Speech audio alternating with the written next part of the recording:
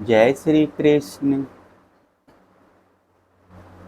मुझ पर आप लोग कृपा कीजिए और मुझे इस घोर कष्ट से तथा घोर नरक में गिरने से बचा लीजिए। राजन, मैं इसके बदले में कुछ नहीं लूँगा।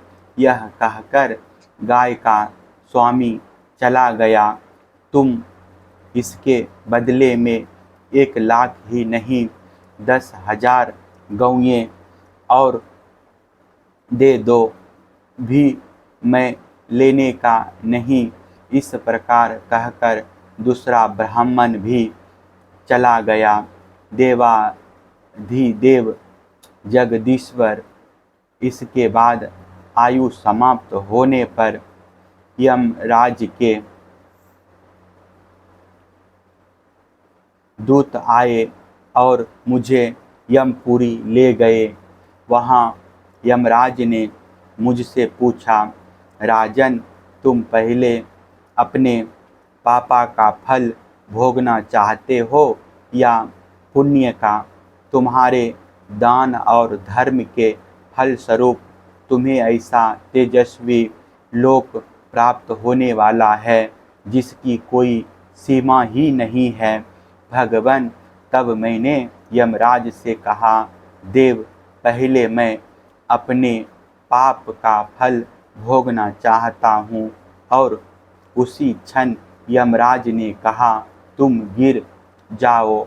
उनके ऐसा कहते ही मैं वहाँ से गिरा और गिरते ही समय मैंने देखा कि मेरे गिरगिट हो गया हूँ। प्रभु, मैं ब्राह्मणों का सेवक, उदार दानी और आपका भक्त था।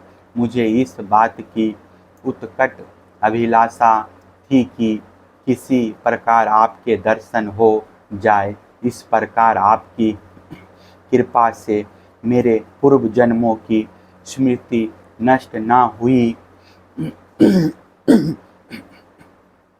भगवान, आप परमात्मा हैं, बड़े बड़े शुद्ध हृदय योगेश्वर।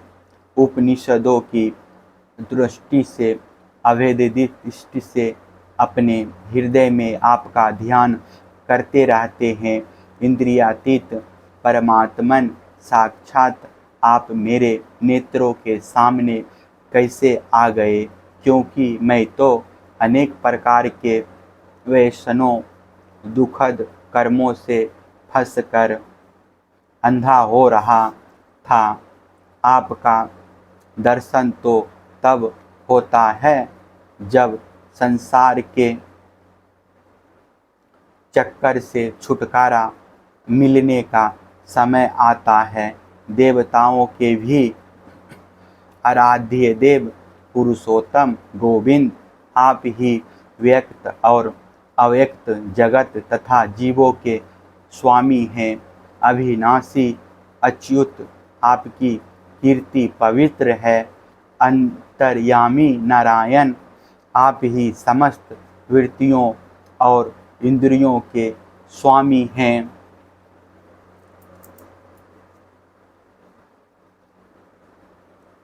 प्रभु, श्री कृष्ण, मैं अब देवताओं के लोक में जा रहा हूँ। आप मुझे आज्ञा दीजिए। आप ऐसी कृपा कीजिए कि मैं चाहे कहीं भी क्यों ना रहूं, मेरा चित्त सदा आपके चरण कमलों में ही लगा रहे। आप समस्त कार्यों और कारणों के रूप में विद्यमान हैं। आपकी शक्ति अनंत है और आप स्वयं ब्रह्म हैं। आपको मैं नमस्कार करता हूँ। सच्चिदानंद स्वरूप सर्वांतर्यामी वासुदेव श्री कृष्ण, आप समस्त योगों के स्वामी योगेश्वर हैं। मैं आपको बार बार नमस्कार करता हूँ। राजा नग्न ने इस प्रकार कहकर भगवान की परिक्रमा की और अपने मुकुट से उनके चरणों का स्पर्श करके प्रणाम किया। फिर उनसे आज्ञा लेकर सबके देखते देखते ही वे श्रेष्ठ विमान पर सवार हो गए।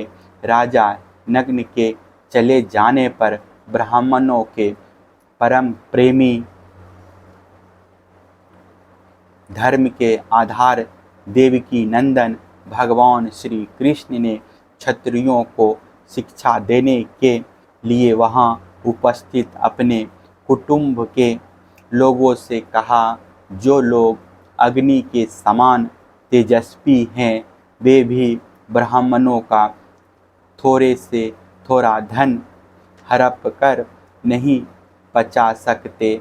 फिर जो अभिमानवश झूठ मूठ अपने को लोगों का स्वामी समझते हैं वे राजा तो क्या पचा सकते।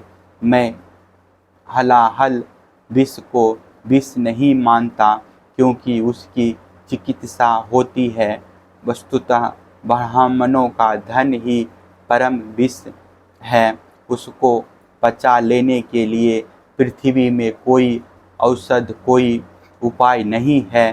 हलाहल विष केवल खाने वाले का ही प्राण लेता है और आग भी जल के द्वारा बुझाई जा सकती है, परंतु ब्राह्मण के धन रूप अग्नि से जो आग पैदा होती है वह सारे कुल को समूल जला डालती है। ब्राह्मण का धन यदि उसकी पूरी संपत्ति लिए बिना भोगा जाए तब तो वह भोगने वाले उसके लड़के और पौत्र इन 3 पीढ़ियों को ही चौपट करता है, परंतु यदि बलपूर्वक हट करके उसका उपभोग किया जाए तब तो पूर्व पुरुषों की 10 पीढ़ियां और आगे की भी 10 पीढ़ियां नष्ट हो जाती है। जो मूर्ख राजा अपनी राजलक्ष्मी के घमंड से अंधे होकर ब्राह्मणों का धन हड़पना चाहते हैं, समझना चाहिए कि वे जानबूझकर नरक में जाने का रास्ता साफ कर रहे हैं। वे देखते नहीं कि उन्हें अधा पतंग के कैसे गहरे गड्ढे में गिरना पड़ेगा। जिन उदार हृदय और बहु कुटुंबी ब्राह्मणों की वृत्ति छीन ली जाती है, उनके रोने पर उनके आंसू की बूंदों से धरती के जितने धूलिकण भींगते हैं उतने वर्षों तक ब्राह्मण के स्वत्व को छीनने वाले उस उच्छृंखल राजा और उसके वंशजों को कुंभीपाक नरक में दुख भोगना पड़ता है। जो मनुष्य अपनी या दूसरों की दी हुई ब्राह्मणों की वृत्ति उनकी जीविका के साधन छीन लेते हैं वे 60,000 वर्ष तक विष्ठा के कीड़े होते हैं। इसलिए मैं तो यही चाहता हूँ कि ब्राह्मणों का धन कभी भूल से भी मेरे कोष में ना आए, क्योंकि जो लोग ब्राह्मणों के धन की इच्छा भी करते हैं उसे छीनने की बात तो अलग रही, वे इस जन्म में अल्पय शत्रुओं से पराजित और राज्यभ्रष्ट हो जाते हैं